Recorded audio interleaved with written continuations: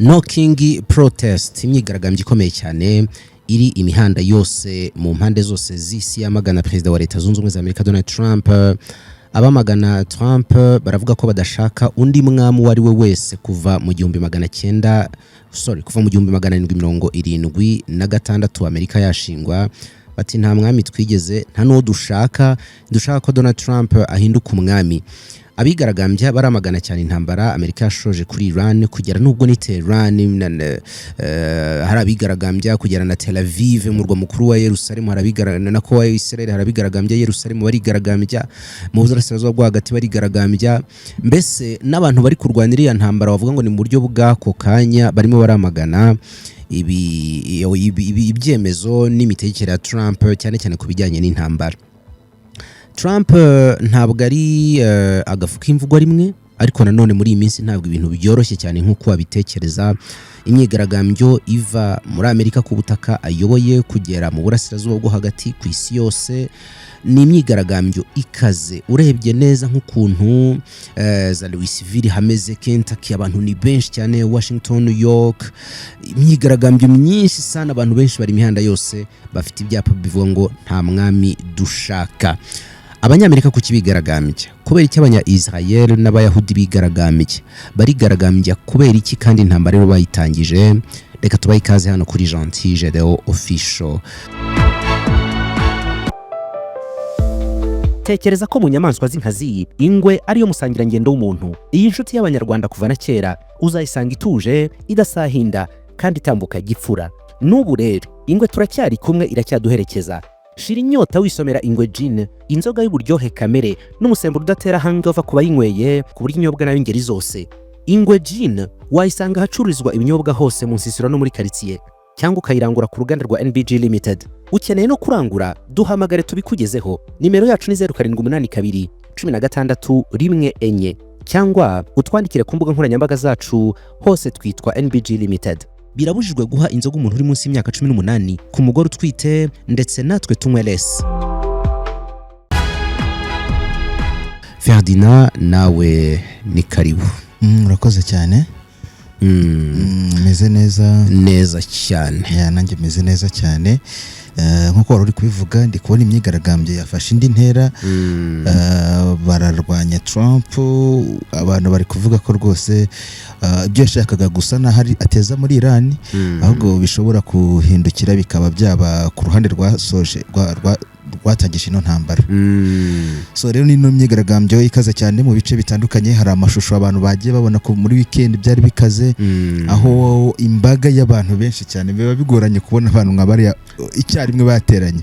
Hari amafoto n'amashusho abantu barimo bahererekanya ndari kuri social media agaragaza ibice byinshi byo muri Amerika, Philadelphia, Washington, Chicago, New York, Boston, San Diego n'ahandi henshi. Ibitangaje ni iby'abantu muri Israel, Tel Aviv rwagati rwose abantu barava mu bwisho babonye agahenge bakajya mu mihanda, naho bakamagana No King, bakamagana intambara yo muri Iran, bakamagana ubwicanyi. Ari abanya-Israel ibintu bitangaje, ndetse n'abanyamerika bari kubyamagana, bamagana intambara ibihugu byabo byatangije kuri Iran. Ariko buriya nta nubwo ariko imyigaragambyo iri kuba by'umwihariko nko muri Amerika, ntabwo ari iyo kurwanya ibitero gusa byo muri Iran, ahubwo bari kubona ko Trump amatwara ye asa naho ari kubaganisha nko mu gihe cya cyami, bakavuga ngo ntabwo bashaka imperialism, ntabwo bari gushaka gusa naho bahaka ibindi bihugu, bo bakanabaho noneho ubuzima uri abami. Iyo uvuze kubaho nk'umwami bivuze ko abandi ubundi arabaja bawe n'abajana abagaragu bawe bagomba kurya ku byo usigaje cyangwa se kubageneye. So rero ni ibintu byinshi bari kwamagana muri Leta Zunze Ubumwe za Amerika kuva nyine. Icy'ingenzi cyane ni intambara yo muri Iran. Leta Zunze Ubumwe za Amerika na Donald Trump batangirije kuri Iran, aho bavuga ko rwose byatumye ubuzima bwarahenze, ibikomoka kuri petrole ubu ngubu byamaze kongera gutumbagira cyane, biri mu ijana na cumi na 115 ku kagunguru. Yes. Aho ngaho 115 urumva ni ku masoko mpuzamahanga ajya kugera ku muturage wo hasi byikubye inshuro nyinshi cyane. Kandi tujye twemera ikintu kimwe buriya, iyo tuvuze ngo ibiciro by'ibikomoka kuri petrole byahenze cyangwa se ikintu cyahenze, ntabwo biba byahenze ku bacuruzi cyangwa se kuri leta, reka da bihenda ku muturage wanyu. Igiciro cya nyuma icyo kiguzi ni umuturage ukishyura. Buriya abantu ntibakabyitiranye, buriya nibavuga ngo ibitoro byahenze, ntabwo mu by'ukuri umuntu tuvuge nka kampani itwara abagenzi ntabwo ariyo yishyura icyo kiguzi, cyishyurwa n'umuturage umukonsumer wanyu, kuko bo barabara bagakuraho inyungu zabo. Rero ku muturage wo muri Leta Zunze Ubumwe za Amerika ibintu birakaze, ariko ntabwo bikaze kuri wenyine, n'ahandi hose ku isi. Muri Amerika bikaba akarusho, bari kubona ko Trump ari kugerageza nyine gushaka gusubizaho ingoma ya cyami, ari kuva yajyaho ku isi. Ibintu bimaze, wavuga ko byamaze kudurumbana cyane, kuva muri Venezuela ajya guterura yo perezida wayo akamutwara akamujyana muri pinjama, umuntu aryamye mu gitanda akikorera agatwara, ukajya gufata ibitabo. Nabonye ko bagiye kumugeza imbere y'inkiko vuba hanga, bagiye kumugeza imbere y'inkiko, ukagenda ugathreatening ibindi bihugu byose ko ushobora kubitera, ushobora kwivana muri za OTAN, ushobora buri gihugu cyose, ukagenda nyine ugateza ibibazo ku isi yose, ku buryo ubu ngubu abanyamerika barebye nabi bazisanga isi yose iri kubamagana. Nabonye umuntu w'umugabo wo muri Chicago wari mu myigaragambyo witwa Chris Holly. Chris Holly ni umugabo wahoze mu gisirikare cy'abanyamerika, aranigaragambya yambaye uniform ya gisirikare. Ari kumwe n'umuhungu we ukiri mutoya. Umugabo papa ni umuvetera, umuhungu we nawe ni umusore ubona ari nk'umucolleges, ari nk'umucollegier, abantu babiga mu mashuri ya kaminuza cyangwa ibintu nk'ibyo. Mu myigaragambyo rero umupapa kubera ko yari yambaye uniform ya gisirikare, ho ni idarapo ry'abanyamerika, bamushyira ku ruhande. Aravuga ati ngwino tubwire, narangije nuwango ni uniform yambayeho habona ngo US Army, hariho na name target yiwe, izina rye. Arangira avuga ati ariko nubwo munshyize ku ruhande, reka nzane n'umuhungu wanjye kuko niwe ngo niwe Rwanda rw'ejo, niwe Amerika y'ejo. Reka nawe muzana babwire. Baravuga ngo I see the injustice going on. Ndimo ndabona ubusumbane cyangwa se akarengane karimo karajya mbere. Donc ntabwo abanyamerika tukibayeho mu buryo bwa justice, bwo kuvuga ngo abantu barangana bagize gute. Ati reka mbabwire ibintu bine. Uriya muntu ajya kujya ku butegetsi yatubwiye ko agiye kuturinda intambara, agiye kurinda Leta Zunze Ubumwe za Amerika intambara. Twumvise ari byiza. Uyu munsi Amerika nicyo gihugu kiri gushoza intambara ahantu henshi, nacyo gihugu kiri mu ntambara ahantu henshi. Ati cya kabiri yatubwiye ko agiye gushyira ibiciro by'ibintu hasi ku buryo ubuzima bw'umuguzi buzoroha. Twebwe abaturage ibyo bisa ngo living ikiguzi cy'imibereho. Yego, ikiguzi cy'imibereho ubu nibwo gihanitse cyane. Icya gatatu, uriya muntu twatoye niwe muntu wangije health care, ibijyanye n'ubuzima no kwivuza. Arangije noneho aravuga ati noneho ya system ya Make America Great Again, urumva, yaragiye ishyira mu bibazo abanyamerika badakomoka muri Amerika by'ako kanya, urumva. Donc abantu baba immigrants, abo bantu ni abantu bafite agaciro n'ubuzima. Uretse n'ibyo ni abantu bafite ikintu bamariye Amerika. None arangije avuga ati uwo munyagwa nawe ni umwimukira, ise na sekuru nabimukira, abagore be batatu nabimukira. Trump buriya yashatse abagore batatu, bose nabimukira. Ni ukuvuga ngo n'abana ba Trump ubwo nabimukira. Mu by'ukuri ubuzima bwacu yabushyizemo ikintu cy'ibihato nta kintu na kimwe agendeyeho we gusa arabwangiza. Ibyo bintu aravuga ati ibyo bintu bine birahagije ngo jyewe n'umwana wanjye nambaye imyenda ya gisirikare y'abanyamerika njye mu muhanda kwigaragambya. yahoze ari umumari narwanira mu mazi. Ibaze n'abantu benshi rero nuko nguko bari gutekereza bakagera ku mwanzuro wo kumva ko ikintu cyiza gishoboka kuri bo nuko babona Donald Trump atakiri ku butegetsi. Amerika ikongera ikaba Amerika itari yayindi buri wese yishyiramo ngo iri gushaka guhaka ibindi bihugu byose ku isi, iri gushaka kwangiza ubuzima bw'umuturage wo hasi, uhereye kuri ibyo ngibyo byo kuvanga iri kwanga abimukira, kuko n'imyigaragambyo n'ubundi byari abantu benshi barwanya no politiki ya Trump yo gukumira abimukira, kuko ubu ngubu polisi nyinshi leta z'ubumwe za Amerika zagiraga zisa naho wasangaga zikundwa cyane ku isi, harimo izo zo kwakira abimukira, koroshya ibintu bimwe na bimwe, ama green card ndetse n'ibindi bitandukanye. Ibyo byari mu bintu byatumaga Amerika ibigihugu nyine buri wese yifuza kujyamo, yikundwa. Ariko ubu ngubu Trump asa naho yabyangije. Noneho muri politike ye wabagana ikintu abantu bari bizeye ko ubuzima bugiye guhenduka, akavuga ati kabisa ibiciro bizaba biri hasi, ahubwo byarushaho gutumbagira bikomeye cyane. Muri uko gutumbagira ubuzima bugenda buba bubi cyane rwose. Abaturage benshi bagahita bari mu myigaragambyo, nabonye bafite harimo n'abitwaje ibyapa bisekeje cyane bimusebya, bimugaragaza ukuntu hari aho nabonye amavideo atandukanye, hari aho nabonye bajya kwigaragambya bakajyana ikintu ahangaha, ngira ngo ni muri Amerika, reka turebe, bafata ikintu cy'igikarikatire cya Trump baragikora, barangije bagenda bagikubita inzira yose muri Amerika, ngira ngo ni Louisville, bagenda bagipyatagura inzira yose kugira ubwo kimenaguritse bakakijanjagura. Urumva? Rero ni ibintu biri gusa. Noneho bakavuga ngo burango Trump ngo yakoze derangement, cyangwa se yameze nk'umuntu wakubaganyije ubuzima bwo mu mutwe bw'abanyamerika, ngo ni umuntu wabasembuye, mbese yakubaganyije ubuzima bwo mu mutwe cyane. Aha Louisville abantu bari buzuye, imibare ya BBC ivuga ko ashobora kuba hari nk'abantu nk'ibihumbi 10.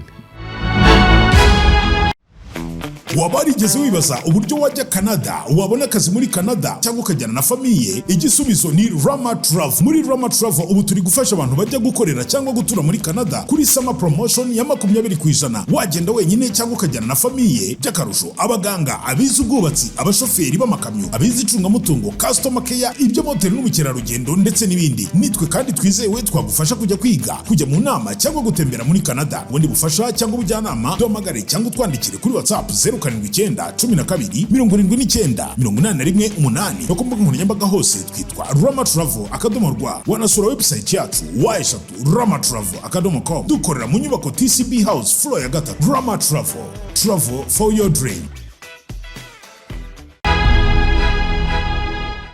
ahantu henshi aho ni hamwe, ahantu henshi bivugwa ko abantu bagera muri miliyoni 9 z'abanyamerika bari kwigaragambya bamagana President Donald Trump. Noneho bya byapa bavugaga, hari abaturage b'abanyamerika bafite ibyapa byanditse ngo sorry Venezuela, sorry very sorry Venezuela, mutubabarire banya Venezuela, ibintu ni Trump. Ari nako bavuga kuri Iran ngo ntabwo bashaka kubona ko Amerika na Israel batera Iran, kuko biri mu mugambi usanga hari mu bisha cyangwa se mu biwo kwangiza ubuzima mbere na mbere bw'abanyamerika.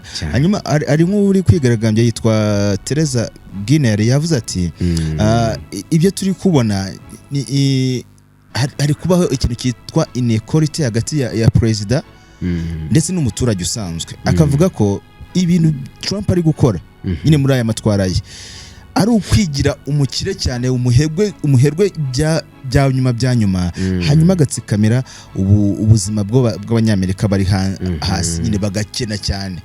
Doka ari kuzanamo ikintu cyo ariko n'ubundi burane nako bimeze kuri Trump we burakorana n'abaherwe cyane bari inshuti ze, we igice gito, igikundi gito cy'abantu bafite amafaranga nibo nicyo yumva, nicyo bari iruhande, n'imyanzuro myinshi afata usanga arirengera bari abantu bake, mu gihe igikundi cy'abantu bafite ubushobozi bugereranyije amikoro aringaniye ntabwo bijyamo.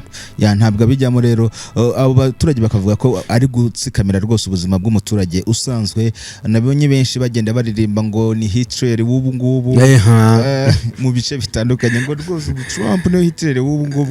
Urebye n'intambara ari guteza, ni Hitler wo mu bihe byacu. Urebye intambara rwose ari kugenda ateza ahantu hatandukanye. Ashobora kuba abikora kuri gahunda wenda yapanzwe cyangwa se itanagize, ariko niba yaranaje muri agenda yo gushaka gushyira mu bikorwa ibyo leta z'ubumwe za Amerika ziba zarapanze, ariko ubuzima nyine buri gusa naho bumuhindukiraho cyane. Hanyuma ajya gutangiza intambara muri Iran. Mbere yaho gato igihe byatangiraga kuvuga ko nyine bashaka guhindura ubutegetsi muri Iran hatangiye kumvikana inkuru z'ukuntu ngo hari umuntu bateguye ugomba kuza gusimbura umutegetsi w'ikirenga bakava nyine mu ngoma bita y'igitugu muri Iran. Trump yandikaga inkuru ubutumwa bwe bwinshi butandukanye, yaravugaga ati mwebwe banya-Iran rero nimwitegure muberedi, ejo bundi tuzaza nitumara gukuraho ubutegetsi mwebwe tuzahita tubaha igihugu cyanyu muhite mukifatira. Mu gutera rero ngo bari bazi ko ubundi bagitera abaturage benshi bashyigikira batavuga rumwe n'ubutegetsi bwa Iran bazahita bigabiza imihanda. Bakwigabiza imihanda bikaba nyine ngombwa ko ubwo butegetsi buvaho bagahita abaturage babwifatira. Trump akavuga ati rero ubufasha buri mu nzira, mwebwe nimwitegure gufata igihugu cyanyu mukigire neza, Iran yahazaza izabe nziza. Ariko ikintu cyamutangaje nuko nkuko ubusesenguzi ndetse n'inkuru nyinshi bigenda bibigaragaza nuko ahubwo abaturage ba Iran bashobora kuba bararushijeho kwegera ubutegetsi bwabo kurusha uko byari bimeze mbere. Noneho bikaba byabaye backfired, ahubwo bikamugarukira ibyo yashakaga muri Iran. Ubu ngubu muri Amerika iramyigaragambye muhamya ko iramutse ikomeje igendezamo abantu benshi, byaba Trump yakwisanga yicariye intebe ishyushye cyane. Hari ikintu abantu ikintu cyabaye nk'imbarutso, urumva imyigaragambyo turimo kuvuga ngo no kings cyangwa nta bami dukeneye, nta bantu baraho ngo bafite ngo batetse ijabiro ntabo dushaka. Ubundi imyigaragambyo ntabwo ari mishya, imaze igihe, yatangiye umwaka ushize, ariko imyigaragambyo yari mito ku rwego rw'uko nta tangazamakuru yayikavaringaga, nta wabyitagaho. Ikindi Amerika yagerageje nayo kuyihisha, turage ntibagiye mu mihanda cyane, ariko Amerika yaranayihisha mu buryo bwayo. Kubera iki rero tumenye ubu ngubu hari umuryango witwa umuryango witwa Indivisible Project. Indivisible Project rero ubundi ni abantu wavuga yuko baharanira imibereho myiza y'abaturage b'Abanyamerika, ukubaho neza kw'abaturage b'Abanyamerika. Ni nka societe civile ariko ishinzwe gukangura izindi societe civile. Noneho ubundi Indivisible Project yari isanzwe ngo yizera cyane ibindi bigo by'Abanyamerika. Hari ibintu bise ngo elite collapse. Elite collapse, elite urumvamo ijambo ibikomerezwa, abantu b'intiti b'injijuke, intoranywa, amatara amurikira abandi. Noneho ikintu cyatunguye aba bantu muri Indivisible Project ni ugusanga aba elite barabaye collapse. Ni ukuvuga ngo abo bantu bahoze ari amatara yaka amurikira abandi afata iya mbere, bo nibo babanje gusenyuka. Abo ni bande rero? Kaminuza zikomeye zakoraga ubushakashatsi zikavuga ziti imibereho y'Abanyamerika itangiye kumera nabi, bagahwitura ubutegetsi. Abantu mu matsinda y'abashakashatsi menshi, urumva urabizi buriya muri Amerika imyigaragambyo y'amashuri ya za kaminuza ni ibintu Amerika itinya cyane, ubutegetsi burabitinya. Bari abantu b'abashakashatsi b'abahanga bandika za paper zikomeye, bakora ibintu by'ubushakashatsi, bandika amartikle y'amacolumns akaze cyane. Ni ibintu ubutegetsi butajya buresista kubera ko bigumura abaturage cyane kabisa. Hanyuma hakaza ibinyamakuru bimwe byinshi, abizi ko ibinyamakuru bitavuga neza leta. Trump yabaye nk'umuntu utangira kubicinyiza, nuko ngo ibinyamakuru nabyo ntibikiri ku ruhande rw'abaturage. Elite harimo n'ibigo by'abanyamategeko, amakabine d'avoka, by'ama law firm. Ni ukuvuga ngo biriya bigo byose ni ibigo byacarenjingaga leta mu buryo butarabaho. Mbese nk'ibigo by'amategeko bikifata bikavuga biti ibi bintu ntibishoboka, ntago bishobora kwemerwa. Ikintu cyatangaje rero, kimwe n'amasosiyete y'abacuruzi akomeye wasanga nk'amasosiyete yishyira hamwe akavuga ati ibi bintu ubutegetsi buzana ntabwo byakunda. None ikintu gitangaje n'ukuntu aba elite rero babanje gusenyuka. Mu yandi magambo baragiye bubarara imbere y'ubutegetsi bwa Trump, ntibashobora kumucalenjinga, ntacyo bashobora kumubwira. Ubwo no kuvuga ngo umuturage asigaye nta kintu cyamuvugira, nta kivugira gifite.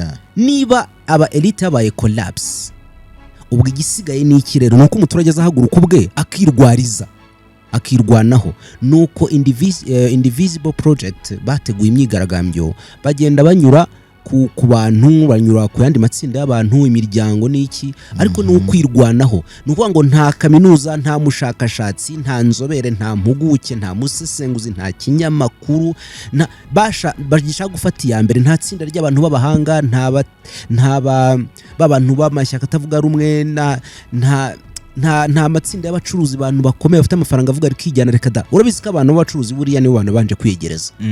Buriya kwari ukwangiza iriya elite cyane. Urabizi ko umuntu uzanye ibintu bya gihanga bya siyansi barabafawuci aracinyiza aravuga ati abwo banagufunga. Ni ukuvuga ngo kuriya kwari ukwangiza umuryango w'aba elite. Noneho rero abaturage b'Abanyamerika batangira kubona ko ibibazo birimo biriyongera nta kivugira. Nuko Indivisible Project yagiye inyura mu bantu, abantu barayumva koko, bajya mu mihanda ku bwinshi. Urimo uravuga miliyoni 9. Tekereza nawe miliyoni 9 z'abantu bari mu mihanda. Abo bantu bumve akuzi ko no kubona nibura ibihumbi 100 by'abantu bateraniye ahantu hamwe. Ushobora no gusanga nk'ubu nkaho utarapfa kubabona aho hano bateraniye. None se urimo uravuga miliyoni 9? None se mududu miliyoni 9 ni abaturage batuye u Rwanda, hafi 4/5 by'abaturage batuye u Rwanda. Yes. 3 bya 4 tuvuge by'abaturage batuye u Rwanda. Bose bari hano mu mihanda barimo baramagana umuntu. Bafite amasitati barakurura hasi, amafoto ye baracagagura, ibintu by'imikarikatire bakoze by'ipirizo barakubita amyanda yose. Ubwo aho ni muri Amerika gusa. Aho ni muri Amerika gusa. Muri Isirayeli biratangaje ukuntu umuturage w'umuyahudi ufite imyaka 25 arimo hamagara intambara, igihugu cye kirimo kirasa kuri Iran. Ukumva biratangaje nabyo. Iyo bamagana rero ubutegetsi bwa Trump bavuga ko bagomba kubwamaganana n'ubwo umuhungu we. Urabizi uwo muntu ni Netanyahu. Ahubwo rero nabigaragambya bavuga ko nabonye nyine bimwe mu byapa bitwaje barimo n'ibyanditswe na za CNN bavuga ngo ntabwo dushaka ko Trump akomeza gukoreshwa na Bibi. Bibi ni Netanyahu. Netanyahu ni uri gukoresha Trump. So rero bari kumbamagana bose icyarimwe, hakazamo n'ingingo zumvikana. Abigaragambye bavuga ko ubundi ikintu cyitwa demokrasi ngo kiri mu kaga. Kiri mu kaga gakomeye cyane. Leta Zunze Ubumwe za Amerika turabizi ko ariyo irangaje imbere iyo mvugo yo kumva ko kwisi hose hagomba kubaho demokrasi, kuva yatangira guhangana by'umwihariko n'abasoviete na nyuma yayo igasa nayo batsinze. Niyo yonyine wavuga ko iyoboye uwo mugambi witwa demokrasi. Rero abaturage bagasanga ahubwo Trump ntago agishaka ko habaho demokrasi, ahubwo arashaka ko nyine habaho uburyo bwacyami bwo kuyobora, hajye habashaka bakore ibyo ashaka. Ari gusubira muri bya bihe by'ubwami bwa kera aho wasanga gufite imbaraga agomba kwigarurira abandi, yego, cyangwa se doka gakora icyo ashaka cyose, guhereye ku bwami bw'aba Byzantine ukajya kuri za Ottoman n'ahandi henshi hatandukanye, abaromani bose wabaga afite imbaraga yabashaga kugenda yagura ubutaka bwe. Trump rero nawe guhera ku mvugo ze zo kuvuga ngo agomba gufata ibitoro byo muri Venezuela, akaba ndetse yaravanye president, akagenda akikoza mu burasirazuba bwo hagati, agasa nkasha inyuma yo kuba ibindi bihugu byose bisa naho byumvikana na Amerika. Mu magambo yakitangariza ko ubungubu muri no weekend yavuze ko ashaka ibitoro byo muri Iran, ndetse ubungubu biri kuvuga ko agomba gutangiza ibitero ku butaka, agahera ku kirwa gifatwa nkaho ari urutirigongo rwa Iran mu gutunganya ibyo bitoro. Agomba rero ngo byose kubifata. Abantu bakabibona nka bya bindi nyine byo kugenda wigarurira ubutunzi bw'abandi, ubushaka ko babaho uko bishaka. Muri Iran Trump gahunda yari hari nuko ubutegetsi bugomba kuvaho, nubwo bavuga ko yabuvanyeho. Yavuga ko yabuvanyeho, akavuga ko muri amagambo y'akazi cyane, akavuga ati twebwe ubutegetsi twamaze kubukuraho, ndetse rwose uretse ibyo abantu bitangariza biri aho ngaho, twebwe bamaze kutugandukira mu minsi iri imbere. Murabibona yuko ngo hazaba hagiyeho abo bategetsi bemera gukorana n'inyungu zacu. Gusa nyine wenda ibyo ngibyo bigahabana n'ukuri kuri ku mbuga y'urugamba, kuko intambara bigikomeje ndetse n'abategetsi ba Iran bashya barahari, ariko wakagaragaza ko yamaze gutsinda, ndetse Iran igomba kuzagendera mu murongo we ashaka hamwe na Israel, yewe na Benjamin Netanyahu. Hari ahantu rero bari gukwirakwiza amafoto menshi ya Trump yisize gudoro mu maso, guduro ni bya bintu by'ibisigazwa bya peteroli. Yes. Ni ukuvuga ngo abanyamerika barimo baragaragaza yuko Trump yasajijwe n'ikintu bita amavuta. Noneho amavuta aragendaga mukoresha ibintu by'imayagwa bitabaho. Barayigaragambya bamukorera ibintu byinshi cyane, ahubwo kiriya gihugu nuko ari kinini. Ikindi kintu kiri gutuma buriya imyigaragambyo twigeze kubivuga mu kanya, ntabwo ari ikintu kije aka kanya. Ugeze kubivuga ko ntabwo imyigaragambyo iziye gusa intambara ya Iran, ahubwo intambara ya Iran ni imbarutso. Wavuga ko ari imbarutso. Uribuka urupfu rw'abantu b'abirabura barashwe muri Amerika, barimo umuntu witwa abantu bitwa ba Alexis Pretty muri Minnesota, ba René Nicole Good. Yes. Abantu barashwe na ya polisi, ni polisi buriya za ngabo zishinzwe kurinda imipaka, ICE. Biriya bintu byarakaje abanyamerika cyane, ari naho twavugiraga ngo abantu barimo batuka Trump baravuga bati wowe iso n'umwimukira, nyoko navuga ko ababyeyi babimukira, ababyeyi batatu washatse nabimukira, bose abagore batatu washatse bose nabimukira. Donc iriya myigaragambyo, iyi myigaragambije ibaza ibintu byinshi. Hari izira ngamba zikomeye cyane zo kwirukana bimukira, hakaza bya bintu byo inzego zo muri Amerika zisa n'izacitsemo ibice, kubera ko hari urwego ruri hejuru, presidence irimo irakora ibintu yonyine bitakabaye. Nahoze mbona urugero kare batanze, urabona Trump biravugwa ko bashobora kohereza ingabo zirwanira ku butaka muri Amerika. Tekereza yuko ngo Trump yabyifuje kuva mbere, ariko Pentagon ntabifataho icyemezo. Mu yandi magambo ni ukuvuga ngo hari navuga iki, kunyuranya ku bijyanye n'ibyemezo bikomeye, ubu n'inzego zakabaye zumvikanaho. Birahari cyane kuko rega no muri no myigaragambyo harimo n'abadepite. Hari abadepite bari kujya mu myigaragambyo, ndetse n'abandi bantu bakomeye cyane bari muri no myigaragambyo, ntabwo ari imyigaragambyo irimo abaturage gusa. So rero uhita wumva ukuntu nyine ibintu bikaze. N'abadepite ubu ngubu bari kushaka Kongere ya Amerika iri kuvuga ko igomba gufata umwanzuro kuri ziriya ngabo bivuga ko zishobora koherezwa muri Iran, ndetse n'izindi ngingo zitandukanye zirebana n'ino ntambara. Urumva n'abategetsi babirimo, ntabwo none ntibari no guhuza cyane. Nahoze mbona yuko burya Vice President JD Vance impamvu ngo ituma atari kugaragara mu bihe by'intambara yo muri Iran, ngo ni umwe mu bantu badashyikira ntambara n'umunsi wa rimwe, cyakora kugira ngo atanyuranya na shebuja ahitamo kwishekera. Ariko ngo ntabwo rwose yemeranye n'iriya ntambara n'umunsi wa rimwe. Mu by'ukuri iyi myigaragambyo irakomeye cyane, ahantu henshi usanga hari abantu bigaragambya bagera ku bihumbi 10 na 20 ahantu henshi hagiye hatandukanye. Rero bikavuga ko rwose ibiri kubera muri ino imihanda nyine abantu bari kwigaragambiririzamo bishobora kuba igeno rya Trump ku bijyanye n'amatwara ye akomeje hirya no hino ku isi yo gushaka guhindura isi nk'akarima ke cyangwa se ubwami bwe. Aribyo rero bari kuvuga ko badashaka isi igendera ku bwami busa nkaho bwaba ari ubwa Amerika.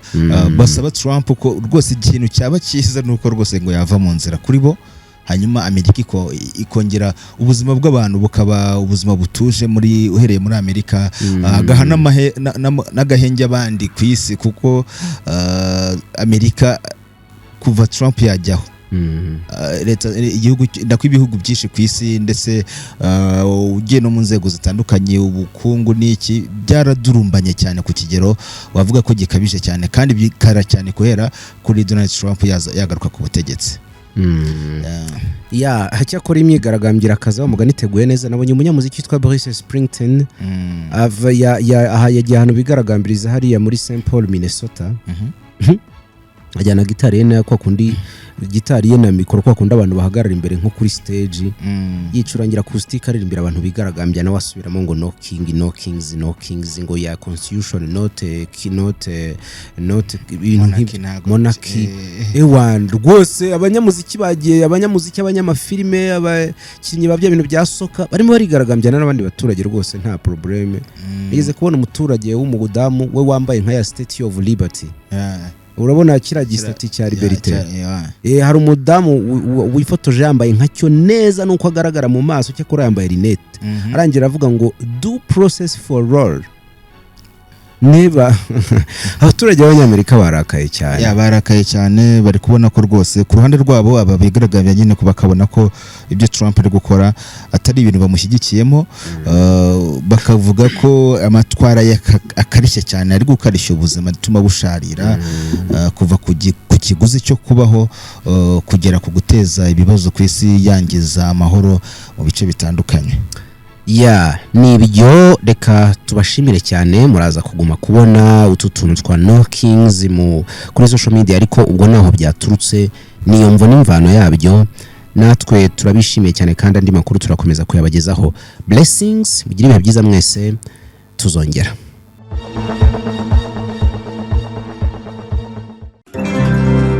Umunsi w'ibirori uregereje, ibintu byose biri ku murongo, gusa hasigaye ikintu kimwe gusa: umwambaro wawe ukeye kandi ukunyuze n'uwabaza guherekeza. Inshuti zawe nazo zirakubaza ahantu zakuri cyangwa cya danje kubera ko zirakwemera uri indorerwamo yabo.